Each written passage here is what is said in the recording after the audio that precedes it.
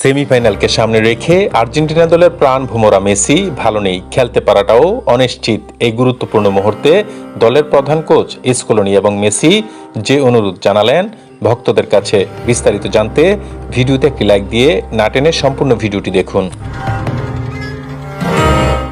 Messi বলেন, আমাদের জন্য একটি গুরুত্বপূর্ণ সেমিফাইনাল ম্যাচ অপেক্ষা করছে। এই ম্যাচে নিজের সেরাটা দেওয়ার জন্য আমি প্রতিদিন কঠোর পরিশ্রম করছি। তবে ফুটবলে শারীরিক সুস্থতা এবং মানসিক শক্তি সবচেয়ে বড় বিষয়।